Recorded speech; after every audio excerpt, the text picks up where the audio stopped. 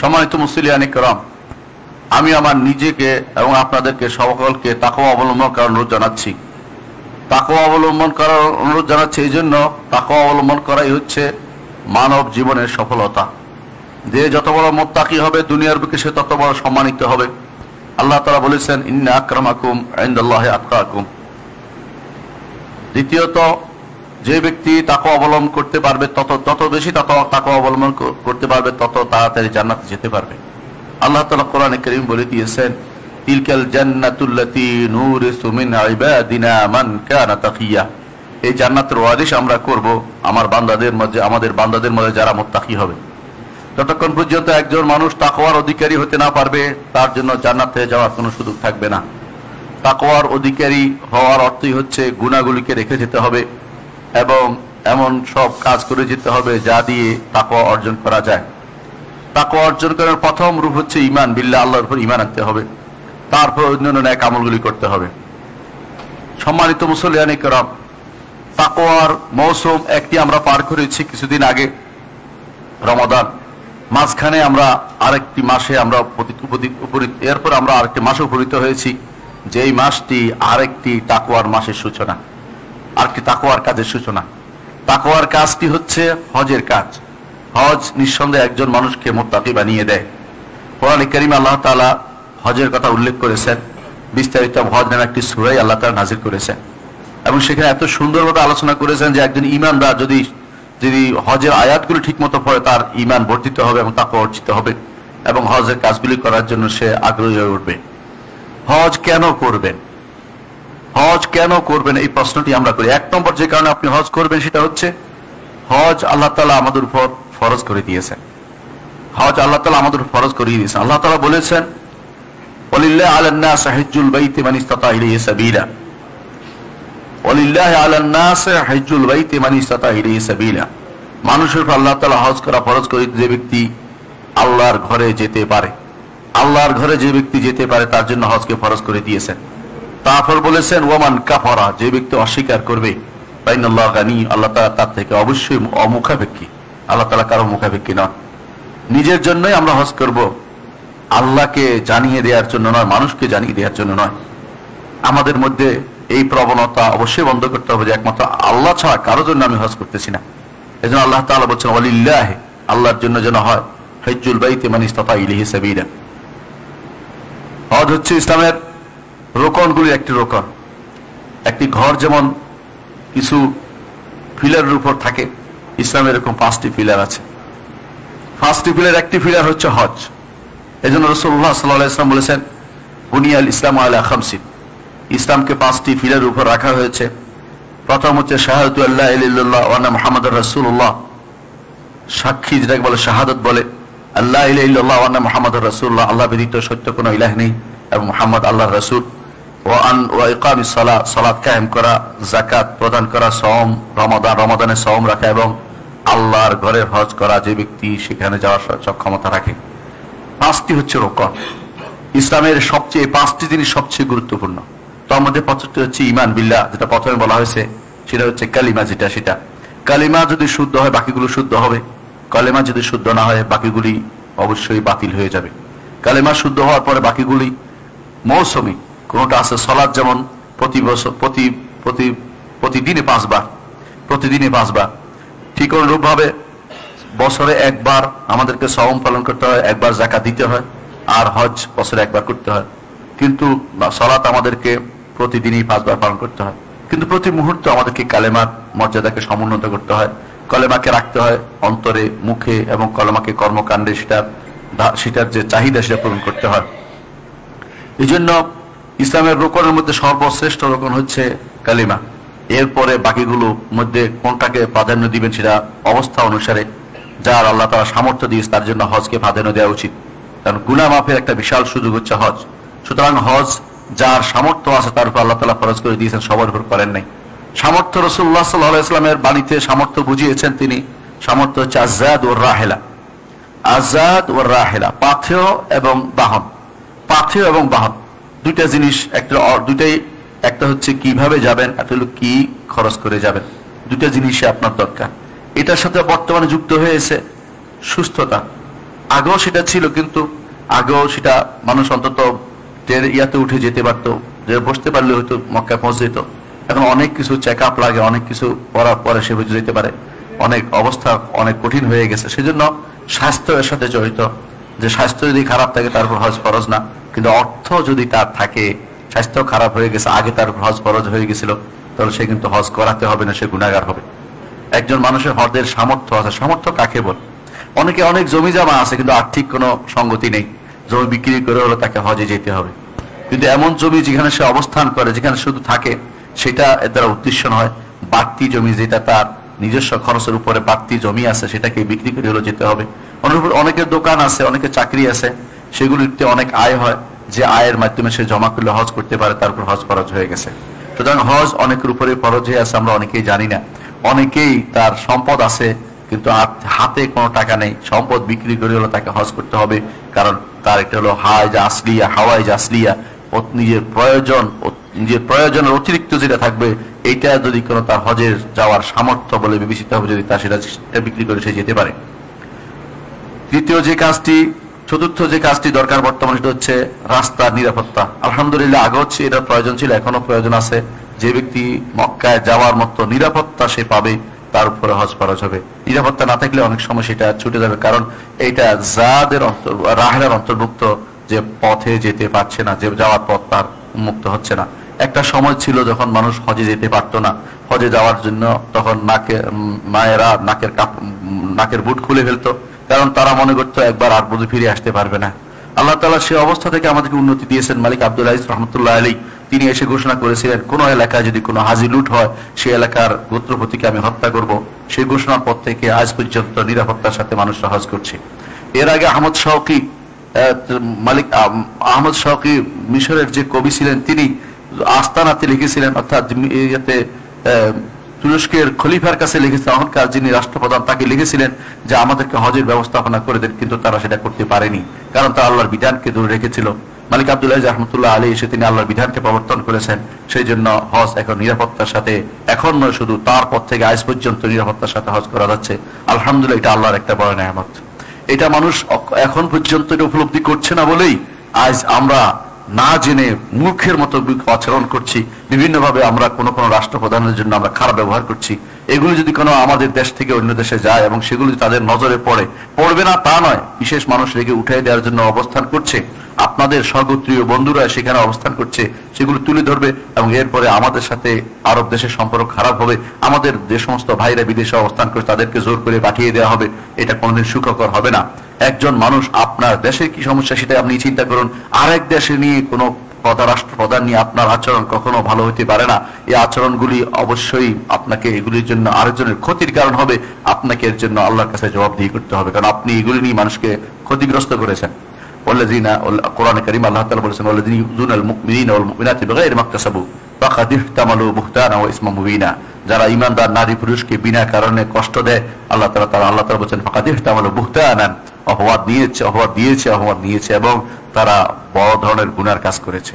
আজ যারা আপনার আচরণের কারণে তথাকথিত আপনি বিভিন্ন রকমের নাটক নবল করে বিভিন্ন রকমের অপমানজনক কথা দিয়ে আপনি যদি কোনো আরব রাষ্ট্র, বিশেষ করে সৌদি সরকারের বিরুদ্ধে কোনো আচরণ করে থাকেন, আপনি অপেক্ষা করুন। আপনার প্রত্যেকটি আচরণের কারণে মানুষ যদি ক্ষতিগ্রস্ত হয়, ইমানদাররা ক্ষতিগ্রস্ত হয়, মুসলিম বিশ্বের মানুষরা ক্ষতিগ্রস্ত হয়, বাংলাদেশের ইমানদাররা ক্ষতিগ্রস্ত হয়, যারা ওখানে কাজ করছে তারা ক্ষতিগ্রস্ত হয়, প্রত্যেকটি গুনাহ আপনাকে বহন করতে হবে। সুতরাং আপনি মনে রাখবেন, এমন কোনো কাজ করবেন না যেটা তাওহীদের রাষ্ট্রের বিরুদ্ধে যায়। তাওহীদের রাষ্ট্র একমাত্র এখনো যত রকমের গুনাহ করতেছে, আপনি গুনাহ চিন্তা করতেছেন, তাওহীদ নাই আপনার দেশে চিন্তা করতেছেন না।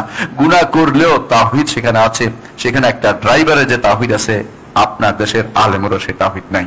আপনি ভালো করে খেয়াল করে দেখবেন, তারা তাও একটা ড্রাইভারও আপনাকে মাথা ঝুঁকিয়ে সালাম দিতে আপনাকে দিবে না। আচ্ছা, আপনার দেশের হুজুর মনে করে মাথা ঝুঁকিয়ে সালাম না করলে ছেলে বেয়াদব হয়ে গেছে মনে করে। তাহলে বুঝতে হবে আপনাকে কোথায় ঈমান আছে। ঈমানের জায়গাতে মাঝে মধ্যে বিভিন্ন রকমের শয়তানি ওয়াসওয়াসা থাকবেই, কর্মকাণ্ড থাকবেই, কিন্তু কখনো সেটা আপনার দেশের মতো শিরকের আখড়া সেখানে পরিণত হয়নি।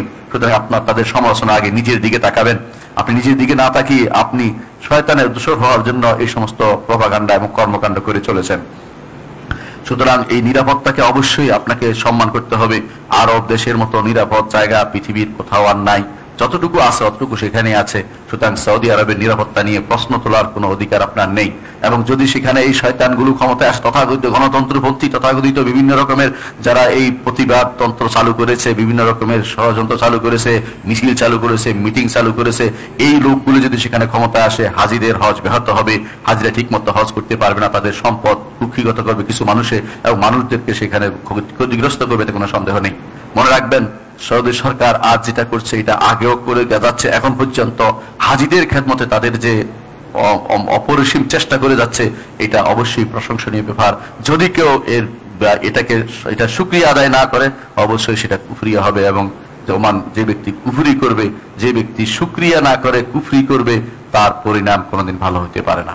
সম্মানিত মুসলিয়ান ইকরাম, যেটা বলছিলাম যে একজন আমনুত তারিক, নিরাপত্তা, রাস্তাঘাটের নিরাপত্তা সেখানে যেভাবে দেয়া আছে, হ্যাঁ দুই চারটা ঘটনা ঘটবেই, এটা কি মূল কোন অবস্থানে এটাকে বিচার করা যাবে না যে এই তো নিরাপত্তা পৃথিবীর কোথাও এখন আছে কিনা আমার জানা নেই। আর পঞ্চম যে শর্তটা আলেমরা করেছে সেটা হচ্ছে একজন নারীর জন্য মাহরাম থাকতে হবে। মাহরাম ছাড়া কোনো নারীর হজ করা জায়েজ নেই, কোন নারীর জন্য মাহরাম ছাড়া সফর করা জায়েজ নেই, হজ করা জায়েজ নেই। রাসূলুল্লাহ সাল্লাল্লাহু আলাইহি ওয়াসাল্লামের সময় এক লোক বলেছে, ইয়া রাসূলুল্লাহ, এক সাহাবী বলে, ইয়া রাসূলুল্লাহ, আমার নাম জিহাদে লেখা হয়েছে, আমার স্ত্রী হজে রওনা হয়েছে। রাসূলুল্লাহ সাল্লাল্লাহু আলাইহি ওয়াসাল্লাম বললেন যে যাও, তুমি তোমার স্ত্রীর সাথে হজ করো। অর্থাৎ তিনি এটাকে গুরুত্ব দিলেন যে কারণ স্ত্রীর নিরাপত্তা খুবই গুরুত্বপূর্ণ। হজ জিহাদের গুরুত্বপূর্ণ হচ্ছে পরে, আগে গুরুত্বপূর্ণ হচ্ছে নিজের পরিবারকে রক্ষা। সেই জন্য অবশ্যই মনে রাখতে হবে যে স্ত্রীকে বিনা মাহরামে হজে পাঠাতে পারবেন না, মেয়েদেরকে বিনা মাহরামে হজে পাঠাতে পারবেন না। যত জনে যত কথা বলুক, অমুক সরকার তো ছাড় দিয়েছে, আমাদের সরকার তো ছাড় দেয়, ও সমস্ত ছাড় আল্লাহর কোরআন এবং রাসূলের হাদিস বিরোধী। এই জন্য এগুলিকে গ্রহণ করা যাবে না। কোনোভাবেই কোনো নারীকে মাহরাম ব্যতীত সফরের জন্য ছাড়া যাবে না। যদি যায় সেটা গুনার কাজ হবে। এটা কেউ করতে, কোনো ব্যক্তি যদি করে, কোনো ট্রাভেল এজেন্সি যদি করে, তিনি গুনার কাজ করবে। কারো কোনো বক্তব্য নিয়ে সেটা করা যাবে না যতক্ষণ পর্যন্ত উলামা, যারা আলেমে দ্বীন যারা বলছে, তাদের কোনো বক্তব্য সেখানে পেশ করতে না পারবে। আমাদের শেখ বিন বাজ রহমতুল্লাহ আলী, বিন উসাইমিন সহ বড় বড় উলামারা কোনোদিনই এটাকে অনুমোদন করেন না যে একজন নারী বিনা মাহরামে হজ করবে, সেটা কখনো হইতে পারে না। সুতরাং হজের ব্যাপারে আমাদের গুরুত্ব দিতে হবে। হজের গুরুত্ব বিষয়ে শুধু একটুকুই বললাম যে আল্লাহ সেটা ফরজ করে দিয়েছেন। কয়েকটি গুরুত্ব আমি ফজিলত উল্লেখ করবো, যে ফজিলতের মাধ্যমে হজের গুরুত্ব প্রকাশ পায়। এক নম্বর হচ্ছে, রাসূলুল্লাহ সাল্লাল্লাহু আলাইহি ওয়াসাল্লাম বাণীতে বর্ণিত হয়েছে, তিনি বলেছেন যে হজ হচ্ছে উত্তম আমল সমূহের একটি। আমি উত্তম আমল সমূহের একটি বলেছি কারণ প্রথম হচ্ছে আল্লাহর উপর ঈমান, উত্তম আমল। ঈমান একটি আমল, রাসূলুল্লাহ সাল্লাল্লাহু আলাইহি ওয়াসাল্লাম হাদিস। আমাদের সমাজে প্রচলিত আছে ঈমান আমল না, ঈমান এবং আমলের মধ্যে তারা বিরোধ তৈরি করে। নাউযুবিল্লাহি মিন যালিক। মনে রাখতে হবে ঈমান একটি আমল। রাসূলুল্লাহ সাল্লাল্লাহু আলাইহি ওয়াসাল্লামকে জিজ্ঞাসা করা হয়েছে আফদাল আমাল, উত্তম শ্রেষ্ঠ আমল কোনটি? রাসূলুল্লাহ সাল্লাল্লাহু আলাইহি ওয়াসাল্লাম বলেছেন শ্রেষ্ঠ আমল কোনটি? তিনি বলেছেন ঈমানুম বিল্লাহি ওয়া রাসূলিহি, আল্লাহ এবং তার রাসূলের উপর ঈমান আনা। তারপর রাসূলুল্লাহ সাল্লাল্লাহু আলাইহি ওয়াসাল্লাম জিজ্ঞাসা করা, ইয়া রাসূলুল্লাহ সুম্মা মাযা, আর তারপরে কি? তিনি বলেছেন আল জিহাদ ফি সাবিলিল্লাহ, আল্লাহর রাস্তায় জিহাদ। তারপর বলা সুম্মা মাযা, তারপর কি? তিনি বলেছেন হজ্জুম মাবরুর, অর্থাৎ যে হজ আল্লাহর দরবারে কবুল হয়েছে সে হজটি হচ্ছে উত্তম আমল। মুত্তাফাকুন আলাইহি, বুখারী মুসলিম হাদিসটি বর্ণিত হয়েছে। অন্য বর্ণনায় এসেছে রাসূলুল্লাহ সাল্লাল্লাহু আলাইহি ওয়াসাল্লাম বলেছেন যে উত্তম নেক আমল হচ্ছে ঈমানুম বিল্লাহি ওয়াহদাহু, একমাত্র আল্লাহর উপর ঈমান আনা, অর্থাৎ আল্লাহর উপর ঈমান আনা, আল্লাহর উপর ঈমান আনা, তিনি এক, তিনি সত্য, আল্লাহ তাআলার উপর ঈমান আনা। সুম্মাল জিহাদ, তারপরে হচ্ছে জিহাদ ফি সাবিলিল্লাহ, তারপর হচ্ছে হাজ্জাতুম বাররা, এমন হজ যে হক নেক বা যে হজ কবুল হয়েছে এমন হজ। তাফদুলু সাইরাল আমাল, এই হজটি সমস্ত আমলের উপরে শ্রেষ্ঠ বলে বিবেচিত হবে। কামা বাইনা মাতলা শামসি ইলা মাগরিবিহা, সূর্যের পূর্ব দিক থেকে পশ্চিম দিক যত দূরত্ব, এত বড় বেশি দূরত্ব নিয়ে শ্রেষ্ঠ হবে যে হজটি আল্লাহর দরবারে কবুল হয়েছে সে হজটি। ইমাম আহমদ হাদিসটি বর্ণনা করেছেন। এর অর্থ হচ্ছে যে প্রথম বৈশিষ্ট্য হচ্ছে, প্রথম গুরুত্ব হচ্ছে যে হজ হচ্ছে শ্রেষ্ঠ আমলের একটি। দ্বিতীয় হচ্ছে হজের পরিণতি হচ্ছে জান্নাত। যদি হজ কবুল হয়ে যায় সেটার পরিণতি হচ্ছে জান্নাত। আবু হুরায়রা রাদিয়াল্লাহু আনহু থেকে বর্ণিত, তিনি বলেন রাসূলুল্লাহ সাল্লাল্লাহু আলাইহি ওয়াসাল্লাম বলেছেন ওয়াল হজ্জুল মাবরুর লাইসা লাহু জাযাউন ইলাল জান্নাহ, যে হজ মাবরুর মাকবুল হজের পরিণতি জান্নাত ব্যতীত আর কিছুই নয়। সুতরাং জান্নাত ব্যতীত আর কিছু নয়। এর অর্থ হচ্ছে জান্নাতে যেতে চাই আমরা সবাই, আমাদের মূল উদ্দেশ্য জান্নাতে যাওয়া। যত কিছুই করি যদি পরিণতি জান্নাত না হয় কোনো লাভ নেই দুনিয়াতে। জান্নাতে যদি একটা পরিণতি আমাদের পাওয়ার সুযোগ আছে হজের মাধ্যমে, হজকে গুরুত্ব দিয়ে আদায় করবেন, যে জান্নাতে যাব, জান্নাতে যাওয়ার জন্য হজটাকে গুরুত্ব দিয়ে আদায় করতে হবে, যাতে হজটা কবুল হয় সেই প্রচেষ্টা আমাদের চালিয়ে যেতে হবে। ইমাম বুখারী মুসলিম হাদিস যেটি বর্ণনা করেছেন।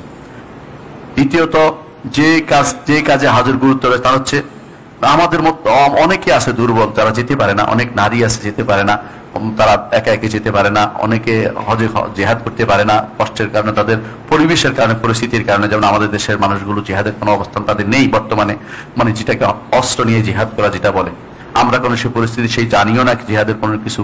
আমাদের জন্য কি বাকি আছে এই জিনিসটা আমরা দেখতে পাই রাসূলুল্লাহ সাল্লাল্লাহু আলাইহি ওয়াসাল্লাম একটা হাদিসে। আয়েশা রাদিয়াল্লাহু আনহা বলেন, ইয়া রাসূলুল্লাহ, হে আল্লাহর রাসূল, নারাল জিহাদ আফদাল আমাল, আমরা দেখতে পাচ্ছি আমি যে জিহাদ হচ্ছে শ্রেষ্ঠ আমল, শ্রেষ্ঠ আমল। আফলা নুজাহিদ, আমরা কি জিহাদ করব না? আয়েশা রাদিয়াল্লাহু আনহা, সুবহানাল্লাহ, উম্মতের মধ্যে শ্রেষ্ঠ ফাকিহা, উম্মতের মধ্যে শ্রেষ্ঠ ফাকিহা, যার চেয়ে বড় ফকি উম্মতের মধ্যে এখনো দেখা যায়নি ফাকিহা, তিনি বলেন সিদ্দিকা বিনতে সিদ্দিক, সিদ্দিকের মেয়ে সিদ্দিকা। রাসূলুল্লাহ সাল্লাল্লাহু আলাইহি ওয়াসাল্লামের কাছ থেকে সকালে বিকালে সারাদিন তিনি শুধু ইলমের চর্চায় তিনি ছিলেন। তিনি জিজ্ঞাসা করছেন, ইয়া রাসূলুল্লাহ, আল্লাহর রাস্তায় কি জিহাদ করব না? আমাদের জিহাদে তো অনেক সওয়াব। রাসূলুল্লাহ সাল্লাল্লাহু আলাইহি ওয়াসাল্লাম বলেছেন, লাকুন্না আফদালুল জিহাদ হাজ্জুম মাবরুর, তোমাদের জন্য শ্রেষ্ঠ জিহাদ হচ্ছে মাবরুর হজ, নারীদের জন্য শ্রেষ্ঠ জিহাদ হচ্ছে মাবরুর হজ। আমাদের সমাজে আজ দেখা যায় ওই কোথ থেকে উড়ে এসে আমেরিকা থেকে, লন্ডন থেকে মেয়েরা যাচ্ছে বিভিন্ন জায়গাতে জিহাদ করতে, এবং শেষ পর্যন্ত প্যাট কুড়ে নিয়ে যাচ্ছে। কি নিয়ে যাচ্ছে? কোন হারামে যুক্ত হচ্ছে? কিভাবে সফর করছে? এগুলি কে শিক্ষা দিল? এগুলি সবগুলো হচ্ছে তথাকথিত সন্ত্রাসী পোলাপানের কাজ, এবং সন্ত্রাসী যারা নায়ক আছে এদেরকে আল্লাহ এর জন্য পাকড়াও করবেন, যে তোমরা যে সমস্ত এলেম ব্যতীত ফতোয়া দিয়েছো, এর মাধ্যমে কত মানুষকে তোমরা বিভ্রান্ত করেছো। এরা মানুষকে বিভ্রান্ত করেছে।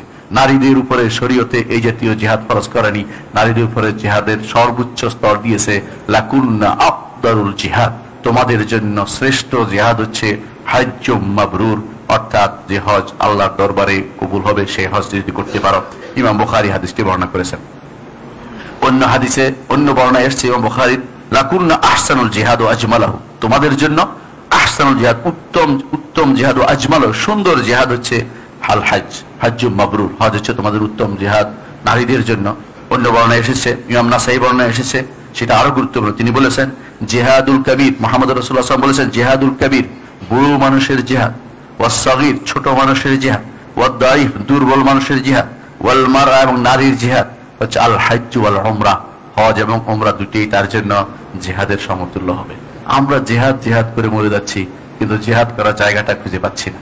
আমাদের মতো মানুষ যারা আছি তারা জিহাদের নামে চিৎকার করে, কখনো কখনো মিছিল করে, কখনো কখনো মিটিং করে সারা দুনিয়া ফাটাই ফেলছি, কিছুই করিনি আমরা। আসলে এরপরে ঠান্ডা হয়ে গেছি, দেখানোর জন্য। সোয়াব খুবই খারাপ জিনিস, যদি কিছু করতে পারেন সেটা আল্লাহর দরবারে একান্তে করেন, দেখানোর জন্য করবেন না।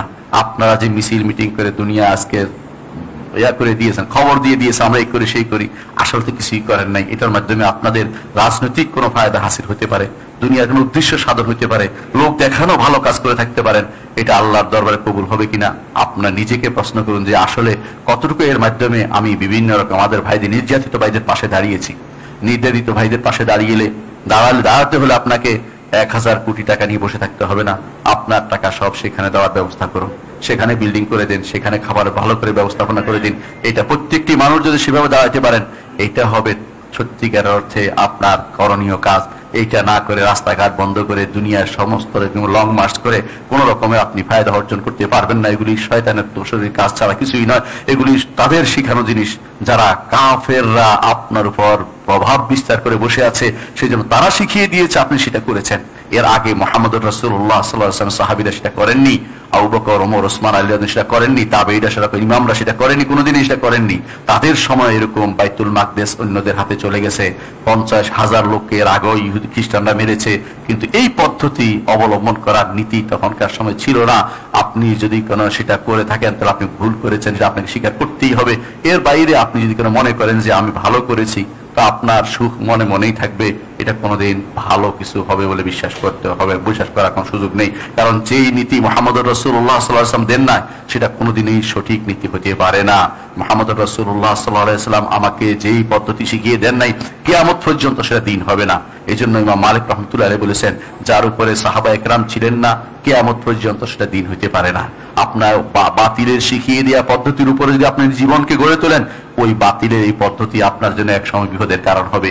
আবার যদি আপনি কোনোদিন ক্ষমতা যান, আপনার বিরুদ্ধে বাতিল এরকম লং মার্চ করবে, আপনি এর বিরোধিতা করতে পারবেন না, আপনি একবার হালাল একবার হারাম করতে পারবেন না। আপনার এই পদ্ধতি সারা জীবনে হারাম থাকবে, আগেও হারাম ছিল, এখনই হারাম। লং মার্চ শরীয়তে অনুমোদিত নয়। এটা হচ্ছে মাও শতুংদের দেয়া নীতি, এটা আল্লাহ এবং তার রাসূলের দেয়া নীতি নয়। তথাকথিত গণতান্ত্রিক পদ্ধতি ইসলাম অনুমোদিত না। ওদের যে সমস্ত নীতি আপনি মনে করছেন ওরা দিছে বলে আমি নিচ্ছি, তা কিন্তু না। সব দিলেই নিতে হয় না, হালাল হলে নিতে হয়, হারাম হলে নিতে হয় না। খায়রুল হাদি হাদিউ মুহাম্মাদিন সাল্লাল্লাহু আলাইহি ওয়াসাল্লাম, যত উত্তম আদর্শ দেখিয়েছেন আমার নবী মুহাম্মদ রাসূলুল্লাহ সাল্লাল্লাহু আলাইহি ওয়াসাল্লাম। সবচেয়ে খারাপ আদর্শ হচ্ছে যেটা শয়তানের দেয়া আদর্শ, বা আল্লাহ রাসূল যেটা দেননি এবং যে পদ্ধতি চলতে তিনি বলেননি, সেই পদ্ধতি চলাই হচ্ছে সবচেয়ে নিকৃষ্ট আদর্শ। এটা বেদাত হবে, এতে কোনো সন্দেহ নেই। এই বিষয়ে আমাদেরকে অবশ্যই সাবধান থাকতে হবে। তৃতীয় যেই কারণে আমাদেরকে চতুর্থ যে কারণে হজের গুরুত্ব বুঝতে হবে, তা হচ্ছে হজ আপনার গুনাহসমূহ ক্ষমা করে দেয়। হজ আপনার গুনাহসমূহ ক্ষমা করে দেয়। আবু হুরায়রা রাদিয়াল্লাহু আনহু বর্ণিত, তিনি বলেন, ক্বালা নবী সাল্লাল্লাহু আলাইহি ওয়াসাল্লাম, নবী সাল্লাল্লাহু আলাইহি ওয়াসাল্লাম বলেছেন, মান হাজ্জা, যে ব্যক্তি হজ করবে, ফালাম ইয়ারফুস ওয়ালাম ইয়াফসুক, কোন রকমের রাফাস করেনি। রাফাস তো অশ্লীল কাজ, যেটা অবৈধ নারী সম্ভোগ যেটাকে বলে, সেটা করেনি। ওয়ালাম ইয়াফসুক, এবং কোন গুনার কাজ করেনি, বড় ধরনের গুনার ফাসিকি কোনো কিছু করেনি। রাজা কায়াউমিন ওয়ালাদাতু উম্মু, সেদিনের মতো সে ফিরে আসবে যেমন যেদিন তার মা তাকে প্রসব করেছিল, তার মা তাকে জন্ম দিয়েছিল, সেদিন যেমন তার কোনো গুনাহ ছিল না, সেরকম সে ফিরে আসবে, সে হজ থেকে ফিরে আসবে। মুত্তাফাকুন আলাইহি, ইমাম বুখারী মুসলিম হাদিসটি বর্ণনা করেছেন। অন্য বর্ণনায় এসেছে, আমর ইবনে আস রাদিয়াল্লাহু আনহু যখন ইসলাম গ্রহণ করছিলেন, তখন তিনি বলেন, ইয়া রাসূলুল্লাহ, আমি ইসলাম গ্রহণ করব, তবে একটি শর্ত দেব। সেটা কি? আমার আগের গুনাহসমূহ যেন ক্ষমা হয়ে যায়। তিনি জানতেন না, কারণ তিনি ইসলাম গ্রহণ করতে যাচ্ছেন। তিনি ভয় পেয়েছেন যে আগে তো তিনি ইসলামের বিরুদ্ধে কত কাজ করেছেন, এই জন্য তিনি শর্ত দিচ্ছেন যে আমার কি হবে, আমার আগের গুনাহ যেন ক্ষমা হয়ে যায়। রাসূলুল্লাহ সাল্লাল্লাহু আলাইহি ওয়াসাল্লাম তখন বলেছিলেন, আমা আলিমতা, তুমি কি জানোনি, ইন আন্নাল ইসলাম ইয়াহদু মা কানা ক্বাবলা, কেউ ইসলাম গ্রহণ করে তার পূর্বে সমস্ত গুনাহ তার ক্ষমা হয়ে যায়।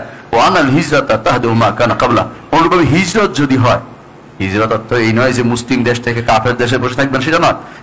হিজরত অর্থ হচ্ছে দুনিয়ার সমস্ত সম্ভোগ ত্যাগ করে মুসলিম দেশে কষ্টের জীবন যাপন করতে প্রস্তুত থাকা। আমরা আজ আমাদের এইখানে আছে অনেক শত শত মানুষ যারা আমেরিকা যেতে পারলে নিজের স্বার্থ উদ্ধার হয়েছে মনে করেন, নিজেকে অত্যন্ত সৌভাগ্যশালী মনে করেন।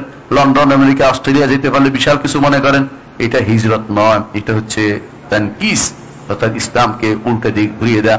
ইসলাম বলে নিজের ঈমানকে রক্ষার জন্য আপনাকে হিজরত করতে হবে যে কোনো মুসলিম দেশের দিকে। বাংলাদেশে থেকেও আপনি ইসলামকে রক্ষা করতে পারেন, তা না করে পরিবারকে প্রতিষ্ঠা করার জন্য, সন্তানকে প্রবাহিত করার জন্য, সন্তানকে কাফের বানানোর জন্য, ভবিষ্যৎ প্রজন্মকে আপনি ধ্বংস করার জন্য কাফের দেশে আপনি চলে গেছেন। হিজরত নয়, এটা হচ্ছে শয়তানের কারসাজি ছাড়া কিছুই নয়। এর পিছনে আপনি নষ্ট হয়েছেন, এটার মধ্যে আপনি শুধু গুনার ভাগী হবেন। যত গুনাহ করবে আপনার সন্তান, যত গুনাহ করবে ভবিষ্যৎ প্রজন্ম, সবগুলি আপনার কবরে যুক্ত হবে। আপনি কত বড় অপরাধ করেছেন আপনি বুঝতে পারছেন না। অথচ এর বিপরীতটা কত সুন্দর ছিল। আপনি যদি কাফের দেশ থেকে মুসলিম দেশে চলে আসতেন, কষ্টকর জীবন যাপন করতেন। দুনিয়ার জীবন খুব লম্বা নয়, 60 বছরের জীবন। সন্তানকে বুঝাতে পারতেন যে ঈমান নিয়ে থাকা বড় গুনার, বড় সওয়াবের কাজ, ঈমান চলে গেলে কিছুই থাকবে না, কথা যদি বুঝাতে পারতেন সন্তানকে, আপনি সত্যিকার হিজরত করতে পারতেন। আর হিজরত করলে কি লাভ? মুহাম্মদুর রাসূলুল্লাহ সাল্লাল্লাহু আলাইহি ওয়াসাল্লাম বলেছেন, ওয়া আন্নাল হিজরাতা তাহদু মা কানা ক্বাবলা, হিজরত আগের সমস্ত গুনাহগুলিকে ক্ষমা করে দেয়। অনুরূপে রাসূলুল্লাহ সাল্লাল্লাহু আলাইহি ওয়াসাল্লাম, ওয়া আন্নাল হাজ্জা, হজও ইয়াহদু মা কানা ক্বাবলা, আগের যত গুনাহকে ক্ষমা করে দেয়। সুতরাং একজন মানুষের হজের মাধ্যমে তার গুনাহ মাফের সুযোগ পাওয়া যায়। ইমাম মুসলিম হাদিসটি বর্ণনা করেছেন। পঞ্চম হজের গুরুত্ব হচ্ছে, সেটা হচ্ছে হজের মধ্যে আমরা সাধারণত ওমরা করি। আর ওমরাতে লাভটা কি? রাসূলুল্লাহ সাল্লাল্লাহু আলাইহি ওয়াসাল্লাম বলেছেন যে হাত্তা ওমরা, যদি ওমরাও করে তার গুনাহ ক্ষমা হয়ে যায়। নবী সাল্লাল্লাহু আলাইহি ওয়াসাল্লাম বলেছেন, মান আতা হাযাল বাইত, যে কেউ এই ঘরে আসবে, ওয়ালাম ইয়ারফুস, এবং রাফাস করবে না, অর্থাৎ অশ্লীল কোনো কাজে লিপ্ত হবে না, ওয়ালাম ইয়াফসুক, বড় ধরনের গুনার কাজে, ফাসিকি কাজে লিপ্ত হবে না, রাজা কায়াউমিল ওয়ালাদাতু উম্মু, যেদিন তার মা তাকে প্রসব করেছে সেদিনের মতো সে ফিরে আসবে।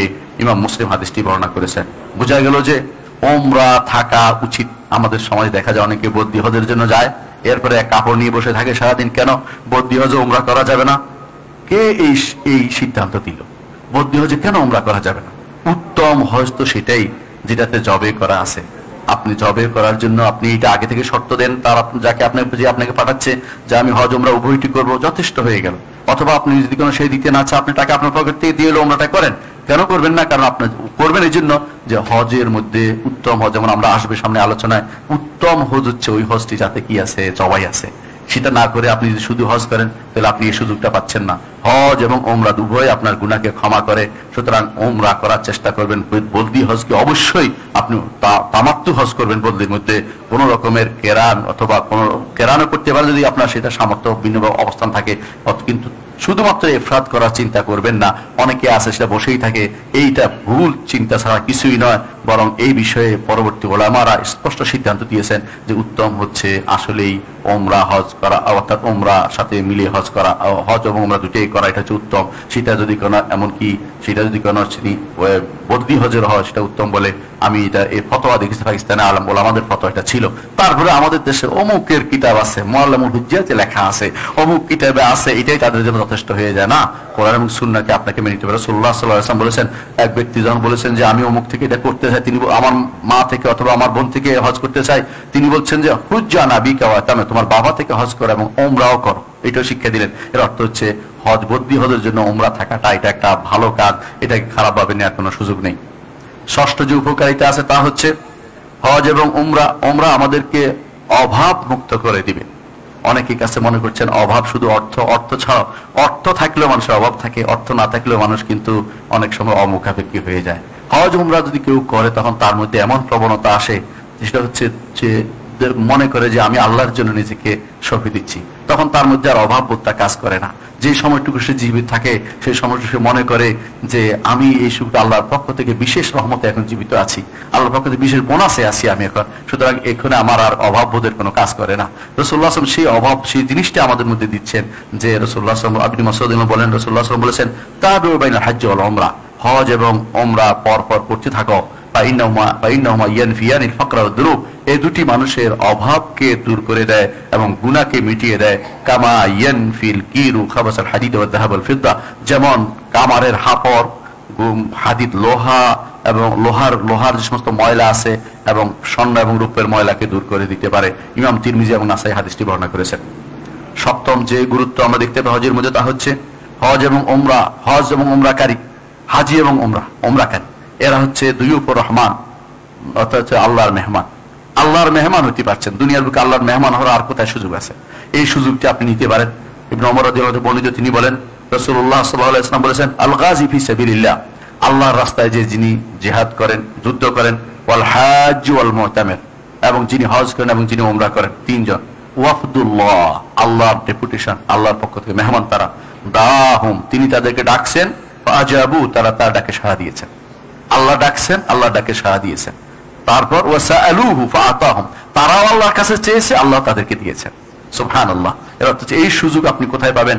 যে আল্লাহ ডাকছে, সাড়া দিয়েছি, আল্লাহ তাআলা আল্লাহকে ডাকছি, আল্লাহ তাআলা আমাকে দিয়েছেন। এই সুযোগটা আপনি হজের মধ্যে পেতে পারেন। সুতরাং হজ মেহমানকে সাধারণত অসম্মান করে কেউ বিদায় করে না। আল্লাহ তাআলার মেহমান হয়ে আপনি যাবেন, আল্লাহ তাআলা আপনাকে সম্মানিত করবেন। সুতরাং অবশ্যই আমাদের এর প্রতি গুরুত্ব দেওয়া উচিত। এই বর্ণনা এসেছে, এই হাদিসটি এসেছে ইবনে মাজাহ এবং ইবনে হিব্বান বর্ণনা করেছেন। আরেক বর্ণনা এসেছে ইবনে মাজাহতে, আল হুজ্জাজ ওয়াল উম্মার, হাজি এবং উমরাকারীরা ওয়াফদুল্লাহ, আল্লাহর মেহমান, ইন দাউহু আজাবাহুম, তারা যদি কোনো তারে ডাকে, আল্লাহকে ডাকে, আজাবাহুম, তিনি তাদের ডাকে সাড়া দেন, ওয়া ইন ইস্তাগফারু গাফারা লাহুম, যদি তারা ক্ষমা চায় আল্লাহ তাদেরকে ক্ষমা করে দিবেন। আল্লাহু আকবার। সুতরাং আমরা এই হজের এই গুরুত্ব অবশ্যই যেন উপলব্ধি করি। অষ্টম যে গুরুত্ব তা হচ্ছে এক উমরা থেকে আরেক উমরা, আমাদের এই দুইটার মাঝখানে যে সমস্ত গুনাহ আছে এগুলির জন্য কাফারা হয়ে যাবে। এক উমরা থেকে আরেক উমরার মাঝখানে কাফারা হয়ে যাবে। হজে গেলে অনেকেই দেখি উমরা একটা করছে, বলে আর করবো না। কেন? সুযোগ পেলে মদিনা যাবেন, মদিনা থেকে আসার সময় আরেকটা উমরা আনবেন। আপনার সুযোগ পেলে যদি কোনো কোথাও বাইরে যান, মিকাতের বাইরে যান, আরেকটা উমরা আনবেন। হ্যাঁ, মক্কার উমরা যেহেতু বিতর্কিত, মক্কার উমরা আমরা করতে বলছি না, কিন্তু দূরে যেহেতু মিকাতের বাইরে কোনো কাজে গেলে আসার সময় অবশ্যই উমরা নিয়ে আসবেন। এটা আপনার জন্য সুযোগ, এবং কোনো যে সুযোগ কখনো হাতছাড়া করবেন না, কারণ এরপরে আপনি আবার যেতে পারবেন এমন তো সিউরিটি আপনার কাছে না। একটা সুযোগ যেহেতু আছে অবশ্যই উমরা করবেন। আবু হুরায়রা রাদিয়াল্লাহু আনহু বলেন, তিনি বলেন রাসূলুল্লাহ সাল্লাল্লাহু আলাইহি ওয়াসাল্লাম বলেছেন, আল উমরাতু ইলা উমরাতি কাফারাতুল লিমা বাইনাহুমা, এক উমরা থেকে আরেক উমরার মাঝখানে যা আছে তা অবশ্যই কাফারা হবে। অনুরূপভাবে হজ এবং উমরার মাঝখানেও সেটা কাফারা হবে। নবম যে উপকারিতা তা হচ্ছে যে হজের সওয়াব চালু থাকবে, হজের সওয়াব চালু থাকবে যদিও আপনি মারা যান। একজন মানুষ যদি হজের জন্য বের হয়, মরে গেছে, তার সওয়াব কিয়ামত পর্যন্ত চালু লেখা হতে থাকবে। এই সুযোগ আপনি পাবেন। এই জন্য অনেকে বলে আমি কি বাঁচি না মরি, পরে যাবো, চিন্তা করার দরকার নাই, চেষ্টা করেন। এমনও হইতে পারে আপনি যদি মৃত্যু হয়েই যায়, সেখানে আপনার জন্য বিশাল সওয়াবের কাজ। আপনি যদি বের হয়েছেন আল্লাহর রাস্তায়, আর যদি ইহরাম অবস্থায় মারা যান, তা আরো সুযোগ। আপনি তালবিয়া পড়তে পড়তে লব্বাইক আল্লাহুম্মা লব্বাইক বলতে বলতে হাসরের মাঠে উঠবেন। আপনার আর কি, আপনার মতো সম্মানের জায়গা কোথায় আছে? আর যদি মদিনার আপনার মৃত্যু হয়, মুহাম্মদুর রাসূলুল্লাহ সাল্লাল্লাহু আলাইহি ওয়াসাল্লামের সুপারিশ আপনার নসিব হবে, সহিহ হাদিস দ্বারা প্রমাণিত। তাই বলে মক্কা মদিনা গিয়ে গাড়ির সামনে দাঁড়িয়ে মরার কথা আমরা বলছি না। অনেকে আছে দেখা যায় মদিনা গিয়ে আত্মহত্যার মতো প্রবণতা, যে মরে গেলে তো বাঁচবে, যা ইচ্ছা তা করি, এটা নয়। যদি মৃত্যু এসে যায় মদিনাতে, সেটা আপনার জন্য সৌভাগ্য। আর হজ অবস্থায় হলে আরো সৌভাগ্য, বড় সৌভাগ্য। এবং রাস্তায় মরে গেলেও আপনার জন্য সৌভাগ্য। সুতরাং আপনার হজের ব্যাপারে কোনো রকমের কমতি করা উচিত নয়। হজে গেলেই আপনার লাভ, কিয়ামত পর্যন্ত আপনার সব লেখা হতে থাকবে এবং ফেরেশতা এই কাজে নিয়ে থাকবে, লিখবেই। কেন? আর রাসূলুল্লাহ হাদিসে এসে তিনি বলেছেন, যে কেউ হজের জন্য বের হবে বা মাতা মরে গেছে, কুতিবা লাহু হাজ্জুল হাজ, হজের সব লেখা হবে ইলা ইয়াউমিল কিয়ামা, কিয়ামত পর্যন্ত। আমরা জানি না কি লেখা হবে, কিন্তু লেখা হতেই থাকবে। আর অনুরূপভাবে যে কেউ উমরার জন্য বের হবে, তারপর সে মারা গেল, তার জন্য কিয়ামত পর্যন্ত উমরাকারীর হজ লেখা হয়ে যাবে। এই হাদিসটি ইমাম শাইখুল আলবানী রাহমাতুল্লাহ আলাইহি সহিহ তারগিবে সহিহ বলেছেন। সুতরাং এটাকে অবশ্যই আমল করার চেষ্টা থাকতে হবে, যে আমরা যে কোনো অবস্থায় নিজের নফস চায় ঘরের ভিতরে আরামে এসিতে বসে থাকতে, এর চেয়ে উত্তম হচ্ছে যে কোনো মূল্যে হজের জন্য একটু চেষ্টা চালাই। যদি আল্লাহ তৌফিক দেয়, কষ্ট করে যেতে পারি, তাহলে তো আমার এই বিশাল সওয়াব নসিব হয়ে যাবে। যদি মরেও যায়, আমার কোনো হারানোর কোনো কিছু নেই, আমি তো আমার রবের কাছে যাব। ইন্নী যাহিবুন ইলা রব্বি সাইয়াহদিন, আমি আমার রবের দিকে যাই, আল্লাহ আমাকে অবশ্যই পথ দেখাবেন। রবের পথে যে ব্যক্তি যাবে, সে ব্যক্তি কোনো নিরাশ হবে না। দশম যে কাজটি করতে হবে এবং সর্বশেষ যে ফজিলত ও শ্রেষ্ঠত্ব আমরা দেখি, সেটা হচ্ছে প্রত্যেকটি পদক্ষেপে সওয়াব লেখা হয়। হাজির প্রত্যেকটি পদক্ষেপে সওয়াব লেখা হয়। ইবনে ওমর রাদিয়াল্লাহু আনহু তিনি বলেন, নবী সাল্লাল্লাহু আলাইহি ওয়াসাল্লাম বলেছেন, তোমার ঘর থেকে যখন বের হবে, সেটা তোমার ঘর থেকে বের হওয়া থেকে শুরু করে আল্লাহর ঘরের দিকে যখন যাচ্ছ, প্রত্যেকটি পদক্ষেপে তোমার জন্য, প্রত্যেকটি পদক্ষেপ তোমার বাহন রাখবে। তখনকার দিনে বাহন ছিল যেটা, সেটার কথা বলা হচ্ছে। বাহনের মাধ্যমে প্রত্যেকটি পদক্ষেপে তোমার জন্য একটি হাসানা লেখা হবে এবং তোমার একটি গুনাহ মাফ হবে। ইমাম তাবারানী হাদিসটি বর্ণনা করেন তার মুজামুল কাবীর, এবং শাইখুল আলবানী রাহমাতুল্লাহ সহিহুল জামি থেকে সহিহ বলেছেন। অন্য বর্ণনায় এসেছে, তুমি যখন বের হবে আল্লাহর ঘরের দিকে, আল্লাহর ঘর বাইতুল্লাহিল হারামের দিকে যাচ্ছ, লা তাদাউ নাকাতাকা খুফান ওয়ালা তারফাউ, তোমার বাহন যে একটা পা রাখতেছে, ওলা তারপর একটা পা উঠাচ্ছে, ইল্লা কাতাবাল্লাহু লাকা বিহাসান, আল্লাহ এর জন্য তোমার জন্য একটা নেকি লিখবেন। ও হাত্তা আনকা খাতিয়া, তোমার গুনাহ মাফ করে দিবেন। ও রাফা লাকা দারাজা, তোমার মর্যাদাকে উন্নীত করবেন। রাফা লাকা দারাজা, একটা উন্নীত করে দিবেন। সুতরাং বোঝা গেল যে হজের আমি 10টা ফায়দা উল্লেখ করেছি, 10টা উপকারিতা উল্লেখ করেছি, যে এই হজ, এটা যদি কেউ ভালো করে উপলব্ধি করতে পারি আমরা, অবশ্যই হজে আসলে আপনার ঘরে থাকা কষ্ট করে দাঁড়াবে। আপনার কাছে মনে হবে মানুষ সব নিয়ে যাচ্ছে আর আমি এখানে অভাগা ঘরে বসে আছি। আপনার যদি সম্পদ থাকে, অবশ্যই হজের জন্য যাবেন। ওদের মতো হবেন না যারা তথাকথিত মুফতি সেজেছে। মুফতি সেজে কি বলে যে একবারে বেশি হজ করবেন না, একবার বেশি হজ করলে সৌদি সরকার টাকা দেওয়া হয়, তারা এই টাকা দিয়ে এই করে সেই করে। আপনার এই দায়িত্ব আছে, আপনার দায়িত্ব হচ্ছে হজ আল্লাহর জন্য করার। কে টাকা পাইলো না পাইলো, এইটার দায়িত্ব আপনাকে দেয়া হয় নাই। আপনি যদি কোনো মনে করেন যে আমি কোনো খরচ করবো না, খেয়ে শুধু রোজার আগে থাকবো, তো খাবার নিয়ে যান, এত নিষেধ করা হয়নি, তাদের খাবার দিয়েন না। কিন্তু এটা না করে আপনি বলছেন যে একবার বেশি হজ করে যাবেন, এই ফতোয়া আপনাকে কে দিয়েছে? এই হচ্ছে শয়তানি ফতোয়া। এর মাধ্যমে আপনি আল্লাহর দিন থেকে মানুষকে দূরে রাখছেন, এর মাধ্যমে আপনার সওয়াব থেকে মানুষকে মুক্ত রাখছেন, এর মাধ্যমে বহু মানুষকে আপনি তাদের যে আল্লাহর ক্ষমা, আল্লাহ তাআলা জান্নাত থেকে তাদেরকে দূরে রাখার এই ফতোয়া আপনি কোত্থেকে পেলেন? শয়তান এই ফতোয়া জারি করেছে এবং জাহেলরা শুধুমাত্র এটা প্রচার করে বেড়ায়। এদের এই সমস্ত ফতোয়া থেকে আমাদের দূরে থাকতে হবে। যত বেশি পরিমাণে পারবেন হজ করবেন। রাসূল বলেছেন, তাবিউ বাইন হজ ওয়াল উমরা, পর হজ এবং উমরা করতেই থাকো। একজন মানুষ আপনারা দেখেছেন পূর্ব আমাদের আগের লোকেরা যারা ছিল, তারা কত বলছে 60টা হজ করেছে একজন মানুষ সারা জীবনে, কেউ বলছে 40টা হজ করেছে, 50টা হজ করেছে। এরকম বহু মানুষ আপনি দেখতে পাবেন ইমানদারদের মধ্যে। তখনকার সময়ে সবাই যে ভালো ছিল তা না, কিন্তু এত নিরাপত্তা ছিল তা না, তারপরেও তারা কষ্ট করে হজ করেছেন। আর আপনি এখন শুধুমাত্র রাজনৈতিক বক্তব্য বক্তব্য বিবেচনা করে অমুকের সাথে অমুকের দেশে হজ করবে না এই বক্তব্য আপনি দিচ্ছেন।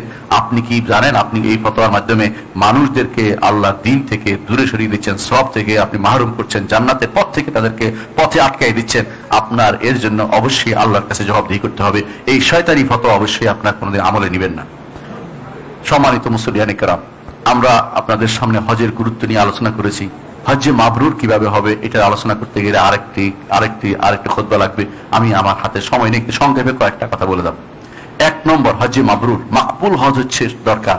হজ করলেই হবে না, হজ তো কবুল হতেই হবে, হজ তো কবুল করতেই হবে। হজ কবুলের জন্য প্রথম শর্ত হচ্ছে ইখলাস থাকতে হবে, আল্লাহর জন্য হতে হবে। কার জন্য হতে হবে? আল্লাহর জন্য হতে হবে। কারণ আল্লাহ তাআলা বলেছেন ওয়ালিল্লাহি আলান নাস হিজ্জুল বাইতি মান ইসতাতা ইলাইহি সাবিলা। ওয়ালিল্লাহি, হজ কার জন্য হবে? আল্লাহর জন্য। আগে এই জন্য লিল্লাহি আনছে।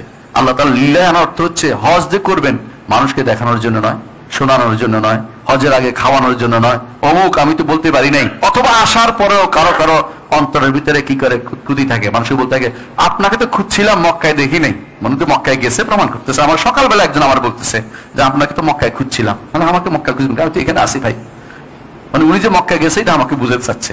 আমি তখন চুপ করে কিছু বলার ছিল না আমার, যে আপনি তো এই কাজটা ভালো করেন নাই। আপনার আমল যদি কোনো আল্লাহর জন্য হয় আপনি লুকাইতে চেষ্টা করবেন, আল্লাহর জন্য হলে লুকাইতে চেষ্টা করবেন। সাল্লাল্লাহু আলাইহি ওয়াসাল্লাম একটা কথা বলতেন, কেউ যদি কোনো আমল আল্লাহর জন্য করে, আল্লাহ সেটা কবুল করে, তখন এই ব্যক্তি এটা প্রচার করেন এবং আল্লাহ তাআলা সেটা গোপন করে দেন, তাকে মাথার মধ্যে জাগ্রত করে দেন না। সে চিন্তা করে যে আমি এর চেয়ে ভালো কিভাবে করতে পারি। কিন্তু আল্লাহর জন্য ইখলাসের সাথে কাজ করা উচিত। প্রসার করা, আল হাজ লেখা, হাজি সাহেব লেখা, অথবা আমার হজ করে আসছি আমাকে মালা দিয়ে নিয়ে আসা, অথবা আমাকে নিয়ে একটা মিছিল করা, এই পদ্ধতি যারা অবলম্বন করছেন তারা হজে মাবরুরের পথে নাই। হজে মাবরুরের পথে থাকতে এগুলি চলতে পারে না। কারণ রাসূলুল্লাহ সাল্লাল্লাহু আলাইহি ওয়াসাল্লাম যখন রেকাবিতে পা রেখেছিলেন বিদায় হজের সময়, তখন তিনি বলেছেন আল্লাহুম্মা হিজ্জাতান লা রিয়া ফিহা ওয়ালা সুমআ। আল্লাহ, আমরা একটা হজ চাচ্ছি যাকে দেখানোর কোনো প্রবণতা নেই, শোনানোর কোনো প্রবণতা নেই। চিন্তা করে দেখেছেন হজ্জে মাবরুরের জন্য কি দরকার? রাসূল নিজের শুরুতে সেটা দেখিয়ে দিয়েছেন। হজ্জে মাবরুরের জন্য দেখাইতে পারবেন না, শোনাইতে পারবেন না, কি করছেন কাউকে বলতে পারবেন না, একান্ত রবের কাছে রেখে দেন, আপনার সেটা পুরস্কার সেখানে পাবেন। কতবার তওয়াফ করেছে তুই, অমুক কতবার করছে, কত শুয়ে আছিল আমি তওয়াফ করছি, এগুলি সবই হচ্ছে শয়তানের ওয়াসওয়াসা এবং শয়তানের কাজ। এগুলি কখনো বলতে যাবেন না। কে কি করেছে, কার একটা বারও হতে পারে আপনার 10টা বারের চেয়ে বেশি উপযুক্ত হতে পারে। সে একবার গেছে, তার ইখলাস এত বেশি ছিল যে আপনার 100 বারে সেটা কাজে আসে নাই, 100 বার তওয়াফেও সেটা কাজে আসে নাই। অনেকে আছে বসে বসে এই আরেকজনের গীবত গাচ্ছে যে ও তো যাইতে পারে নাই, ও তো বসে আসছিল ওখানে, ও তো হারিয়ে গেছিল। এগুলি বসে বসে গীবত, এগুলি কিন্তু কখনো ভালো কাজ হতে পারে। আল্লাহর জন্য হজটি করতে হবে 1 নম্বর কাজ। ইমাম ইবনে মাজাহ হাদিসটি বর্ণনা করেছেন যে রাসূলুল্লাহ সাল্লাল্লাহু আলাইহি ওয়াসাল্লাম বলেছিলেন আল্লাহুম্মা হিজ্জাতান লা রিয়া ফিহা ওয়ালা সুমআ। আমি একটা হজ করতে চাই যাতে রিয়ার কোনো কিছু নাই, সংমিশ্রণ নাই, শোনানোর কোনো সংমিশ্রণ নাই। দ্বিতীয় কাজ হচ্ছে মুহাম্মদুর রাসূলুল্লাহ সাল্লাল্লাহু আলাইহি ওয়াসাল্লামকে অনুসরণ করতে হবে। হজে আপনারা এখন মুআল্লামুল হুজ্জাজ দিয়ে করেন, অমুকের বই দিয়ে করেন, বাংলাদেশের সরকারের পক্ষ থেকে যে বই আবিষ্কার হয়েছে ওটা দিয়ে করেন। অনেক সময় সেটা আপনার ঈমানকে নষ্ট করে দেয়। মক্কাতে হজ করেছেন, তালবিয়া পাঠ করেছেন, মদিনা যাইয়া পড়তেছেন, দেখতেছি ওয়ালাউ আন্নাহুম যালামু আনফুসাহুম জাউকা ফাস্তাগফিরুল্লাহুম, রাসূল অপব্যাখ্যা করে এই আয়াতের, বলতেছে রাসূলের কাছে বলতে, রাসূল আমাদেরকে আমাদের সুপারিশ আপনি দিবেন। রাসূলের কাছে সুপারিশ সরাসরি, রাসূলের কাছে সুপারিশ শিরিক হয়ে যায়। সুপারিশ আল্লাহর কাছে চাইতে হবে। কি বলতে হবে? আল্লাহ আমাকে, আমার নবীকে আমার জন্য সুপারিশকারী বানিয়ে দেন। এটা আপনি ওখানে যাই বলতে হবে না, এটা বাংলাদেশে বললে হবে বা স্পেন থেকে বললে হবে। অর্থাৎ ওখানে যাইয়া আপনি শুধু সালাম ছাড়া রাসূলুল্লাহ সাল্লাল্লাহু আলাইহি ওয়াসাল্লাম এবং রাসূলুল্লাহ সাল্লাল্লাহু আলাইহি ওয়াসাল্লামকে সাক্ষ্য দিবেন আশহাদু আন্নাকা আবদুল্লাহ ওয়া রাসূলুহু, এর বাইরে অন্য কিছু চাইতে পারেন না। আল্লাহ ছাড়া কারো কাছে কোনো কিছু চাওয়া জায়েজ নাই। যেটা মৃত মানুষ যদি হয়, অথবা যদি বলতে জীবিত আছে, দুনিয়ার জীবনে জীবিত না, তিনি আখিরাতের জীবনে জীবিত। আখিরাতের জীবনে জীবিত সাথে দুনিয়ার জীবনের কোনো মিল নেই। এই জন্য এটার সাথে এটা সম্পর্ক নেই। রাসূলুল্লাহ সাল্লাল্লাহু আলাইহি ওয়াসাল্লাম কিছু বলা যাবে না, তাকে শুধু সালাম দিতে হবে, সাক্ষী দিতে হবে। তার ছাড়া তিনি যে মানুষের কাছে রিসালাত পৌঁছিয়েছেন সাক্ষ্য দিবেন। আর কি করবেন? আর আপনি আবু বকর ওমরকে সালাম দিবেন, সেখানেও আর অতিরিক্ত কিছু বলতে পারবেন না। তারপর চলে আসবেন আপনি এবং তাদের জন্য সওয়াবের দোয়া করে চলে আসতে পারবেন। কিছু চাইতে পারবেন না। সুপারিশ চাইলে আপনি ঈমান হারা হয়ে গেছেন। এতদিন যে হজ করেছেন হজটা বাতিল হয়ে গেছে আপনার। অথচ এটাই শিক্ষা দেওয়া হচ্ছে। বাংলাদেশের যে বইগুলি আছে বেশিরভাগ এটা শিক্ষা দেওয়া হয়। বিশেষ করে যদি কোনো সরকারি ভাবে যে হজের বইটা বের করেছে, হজ ওমরা, এটা যদি কোনো আপনি পড়েন তো আপনি শিরকের মধ্যে, আর এটার মধ্যে আজে বাজে কথা দিয়ে ভর্তি করে দেওয়া হয়েছে। অমুক চক্করের দোয়া, তমুক চক্করের দোয়া। আপনাকে কে শিক্ষা দিল এই সমস্ত জিনিস চক্করের দোয়া? আপনি শুধু আল্লাহর কাছে মন থেকে যা বলবেন সেটা আল্লাহ তাআলা শুনবেন। যে জিনিস আপনার মন থেকে বের হয় নাই সেটা কোনো কবুলের কোনো সম্ভাবনা নেই। সুতরাং আপনাকে মুহাম্মদ রাসূলুল্লাহ সাল্লাল্লাহু আলাইহি ওয়াসাল্লাম অনুসরণ করতে হবে। হজের মাঠে কি করতে হবে যেটা জানতে হবে, আরাফার মাঠে রাসূল কি করেছেন এটা আপনাকে খুঁজে নিতে হবে। তিনি মিনাতে কি করেছেন, মুজদালিফায় কি করেছেন, আরাফায় কি করেছেন শুনে নেন। অমুক তমুকের বক্তব্য থেকে মুহাম্মদুর রাসূলুল্লাহ সাল্লাল্লাহু আলাইহি ওয়াসাল্লাম বক্তব্য আপনার জন্য উত্তম হয়, সেটা করলেই শুধুমাত্র আপনার হজ্জে মাবরুর হবে, না আপনার হজ্জে মাবরুর হবে না।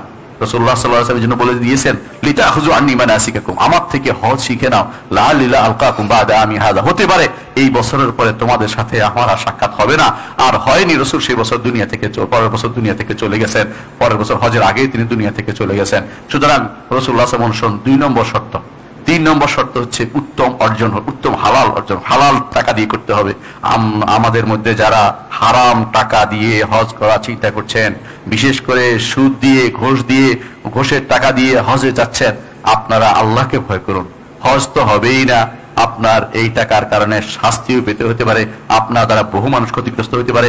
আপনাকে অবশ্যই হারাম ছেড়ে দিতে হবে। সুদী ব্যাংকের চাকরি এখনই ছেড়ে দিন, এখনই ছেড়ে দিন, দেরি করবেন না। একদিন পরে ছাড়ার চিন্তা করলে একদিন যদি গুনার ভিতরে বেশি আপনার গুনার ভিতরে থাকা হবে, ছেড়ে দিন। আল্লাহ আপনার রিজিকের ব্যবস্থা করে দিবেন। আপনি যদি রিজিক কিছুই না পারেন, একটা অটো চালাইলেও আপনি ভালো চলতে পারবেন, আপনি একটা রিক্সা চালালে ভালো চলতে পারবেন। হারামের দিকে যাবেন না। আমাদের সালফেসার আত্মমর্যাদা আপনাকে যেন হারামের দিকে না নিয়ে যায়, সেটা দিয়ে খেয়াল রাখবেন। সালফেসারেন কখনো কখনো মাটি কাটতেন, কিন্তু কখনো কখনো হারামে তারা কখনো যুক্ত হতেন না। সুতরাং আপনাকে হারাম থেকে অবশ্যই মুক্ত থাকতে হবে। ছেড়ে দিন আল্লাহর দিকে তাকিয়ে। যে ব্যক্তি আল্লাহর দিকে তাকিয়ে ছেড়ে দিবে, আল্লাহ তাকে দুনিয়াতে বা আখিরাতে তিনি তাকে সেটাকে অবশ্যই এটা পূর্ণ করে দিবেন। সুতরাং হালাল অর্জন হতে হবে। রাসূলুল্লাহ সাল্লাল্লাহু আলাইহি ওয়াসাল্লাম বলেছেন, যে ব্যক্তি হালাল অর্জন করতে তিনি রাসূলদেরকে নির্দেশ দিয়েছেন এবং তার রাসূল যেমন নির্দেশ দিয়েছেন তিনি তেমনি ভাবে তিনি নির্দেশ দিয়েছেন, ঈমানদারদের একই নির্দেশ দিয়েছেন। সূরা মুমিনুন এবং বাকারাতে একই নির্দেশ। যে নির্দেশ হালাল অর্জন করে খেতে বলেছেন, ঈমানদারকে একই কথা বলেছেন। তারপর বলেছেন, কিছু মানুষ আছে যারা লম্বা সফর করে, হজের সে লম্বা সফর আর কিছু নেই। তারপর কি করে, ইয়ামুদ্দু ইয়াদাইহি ইলাস সামা, আল্লাহ আল্লাহ ইয়া রাব্বি ইয়া রাব্বি বলতে থাকে। আর রাসূলুল্লাহ সাল্লাল্লাহু আলাইহি ওয়াসাল্লাম বলেছেন, তার খাবার হারাম, পানীয় হারাম, শরীরটা গঠন হয়েছে হারাম দিয়ে, তার দোয়া কিভাবে কবুল হবে? হারাম দিয়ে আপনি হজ করতে যাবেন না, হালাল টাকা দিয়ে হজ করে যাওয়ার চেষ্টা করুন। 4 নম্বর যে কাজটি করবেন হজের মধ্যে, আপনি অবশ্যই খাবার খাওয়াবেন, নিজে খাওয়াবেন, আশেপাশে গরিবদেরকে খাবার খাওয়ানোর চেষ্টা করুন। যদি আপনার সামর্থ্য থাকে, খাবার খাওয়াতে পারেন না, উত্তম কথা তো বলতে পারেন, উত্তম কথা তো অন্ত বলবেন। অথচ আপনার সামনে একজন পড়েছে কালো মানুষ, আপনি তাকে কাইল্লা করে গালি দিলেন, অথবা কোনো অমুকে আফ্রিকানরা এটা করে, অথবা অমুকেরা এটা করে, সমালোচনা করতে থাকলেন, এটা কিন্তু আপনার গুনাহকে বাড়িয়ে দিবে, হজ থেকে হজে মাবরুর হওয়া থেকে দূরে রাখবে। এই জন্য বেশি বেশি করে আপনাকে রাসূলুল্লাহ সাল্লাল্লাহু আলাইহি ওয়াসাল্লাম জিজ্ঞাসা করেছে, উত্তম বারুল হজ মাবরুর কোনটা? তিনি বলছেন, উত্তম কথা বলা এবং খাবার খাওয়ানো। 5 নম্বর সালাম, সালাম প্রসার করা। আপনি মানুষের মধ্যে সালাম প্রসার করুন। সালাম 2 অর্থে, সালামও দিবেন, শান্তিতেও রাখবেন, অশান্তি তৈরি করবেন না। তত বেশি পারেন ছাড় দিবেন। মানুষ যাচ্ছে, ছাড় দেখ, আমি একটু পরেই যাই, কোনো কিছু নষ্ট হয়ে শেষ হয়ে যায় না। শুধু আরাফার মাঠে ঠিক মতো থাকতে, বাকি সময়গুলো আপনার পরেও করতে হয়, কিন্তু আরাফার মাঠে যদি রাতেও যান আপনি, তারপর আপনার হজ হয়ে যাবে। কিন্তু মানুষকে কষ্ট দেয়া অনুমোদিত নয়, এটা আপনার খেয়াল রাখতে হবে। রাসূলুল্লাহ সাল্লাল্লাহু আলাইহি ওয়াসাল্লামকে জিজ্ঞাসা করা হয়েছিল যে হজ্জে মাবরুর কোনটা? তিনি বলছেন, সালাম, খাওয়ানো এবং সালাম বিনিময় করে। আহমদ হাদিসটি বর্ণনা করেছেন। রাসূলুল্লাহ সাল্লাল্লাহু আলাইহি ওয়াসাল্লামকে জিজ্ঞাসা করেছে, মা বারুল হজ, হজ্জে মাবরুর কোনটা?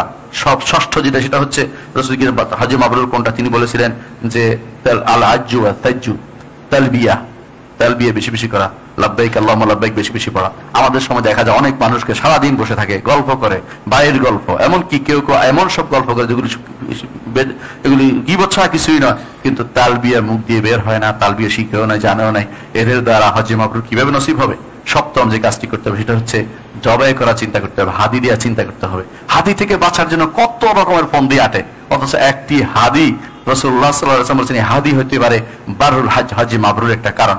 আপনি কেন হাদি থেকে বাঁচার জন্য এই পদ্ধতি ওই পদ্ধতি অবলম্বন করবেন? হাদি সাহেব বলে, আমার বাড়িতে কোরবানি হচ্ছে, আমি এখানে কোরবানি কেন দিব? কোরবানি আর হাদি এক জিনিস নয়। কোরবানি হচ্ছে সম্পদের উপর আসে, হাদি আসে হজের কারণে।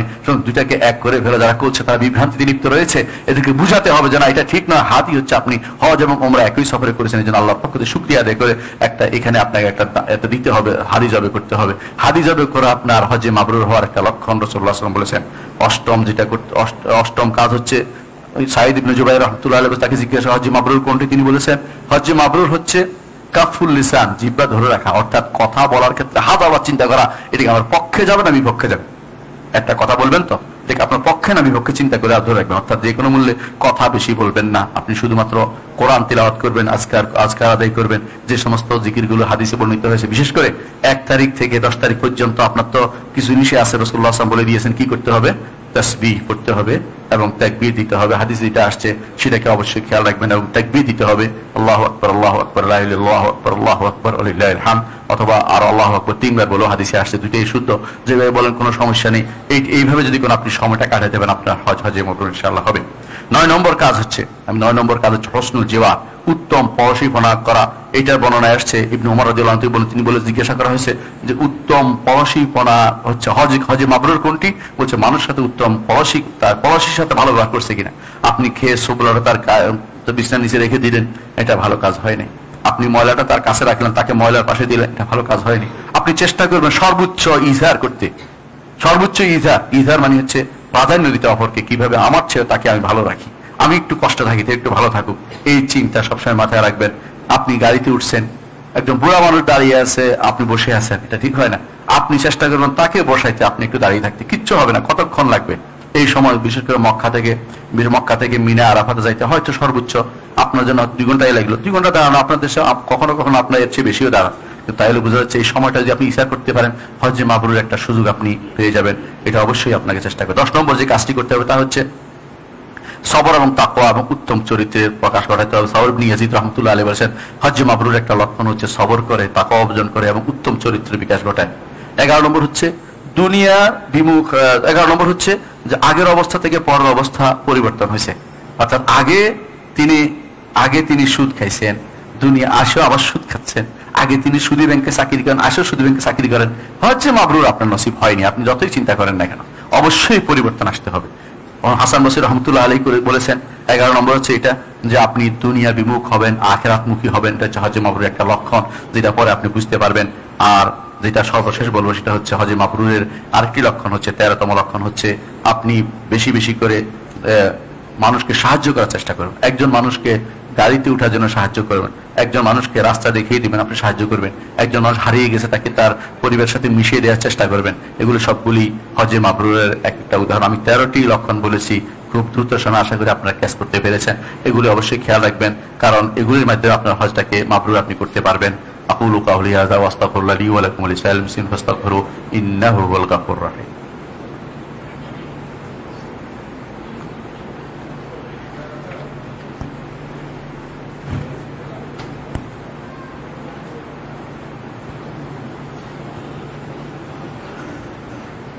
ইন্নাল হামদালিল্লাহ নাহমাদুহু ওয়া নাস্তাঈনুহু ওয়া নাস্তাগফিরুহু ওয়া নাউযু বিল্লাহি মিন শুরুরি আনফুসিনা ওয়া মিন সাইয়্যাতি আমালিনা মান ইয়াহদিহিল্লাহু ফালা মুদিল্লা লাহু ওয়া মান ইউদ্লিল ফালা হাদিয়া লাহু ওয়া আশহাদু আল লা ইলাহা ইল্লাল্লাহ ওয়াহদাহু লা শারীকা লাহু ওয়া আশহাদু আন্না মুহাম্মাদান আবদুহু ওয়া রাসূলুহু ইয়া আইয়ুহান নাস ইত্তাকু রাব্বাকুমুল্লাযী খালাকাকুম ইয়া আইয়ুহান নাস উবুদু রাব্বাকুমুল্লাযী খালাকাকুম। আল্লাহ তাআলা বারবার আমাদেরকে ঘোষণা করছেন, ঈমানদারকেও বলছেন, সাধারণ মানুষদেরকে বলছেন আল্লাহ তাকওয়া অবলম্বন করতে, একমাত্র আল্লাহর ইবাদত করতে। হজের যেন উদ্দেশ্য হয় ইবাদত, প্রতিটা মুহূর্ত যেন আপনার মধ্যে থাকে যে আমি আমার রবের ইবাদতের জন্য বের হয়েছি, এই সময়টা হেলায় নষ্ট করব না, কোনোভাবে এই সময়টা হেলায় নষ্ট করব না। হারাম এলাকায় যদি আপনি থাকেন আপনার সৌভাগ্য, হারাম এলাকায় আপনি সালাত আদায় করেন আপনার সৌভাগ্য। মসজিদে হারামে যেতে পারেন নাই, হতাশ হওয়ার কোনো কারণ নেই, সে যেখানে আছেন হারাম এলাকায় আছেন সেখানে নামাজ পড়েন। আপনারা জানেন যে হারাম এলাকার ভিতরে নামাজ পড়লেই বিশুদ্ধ ওলামাদের মতে সেখানে অবশ্যই 1 লক্ষ সালাত আপনি পাবেন। 1 সালাতে 1 লক্ষ সালাত। অনেকে বলে 1 রাকাতে 1 লক্ষ রাকাতে, শুদ্ধ নয়। 1 সালাতে হাদিসে আছে 1 সালাতে 1 লক্ষ সালাতে আপনি পাবেন। এই সুযোগটা হেলায় নষ্ট আমরা যেন না করি, আর এটা যেন মনে না করি আপনার কোনো বেশি আধিক্য যেন ধোকা না দেয়। অনেক মানুষ আজ হজ করে, একটা সময় হজের সংখ্যা কম ছিল, হাজিদের সংখ্যা কম ছিল, এখন অনেকে হজ করে, কিন্তু সবার হজ কি সমান হয় না? সবার হজ সমান হয় না। এই জন্য আব্দুল্লাহ ইবনে ওমর রাদিয়াল্লাহু আনহুকে তার ছাত্র বলতেছেন মা আকসার হাজ, যে মনিব কত হাজি কত বেশি।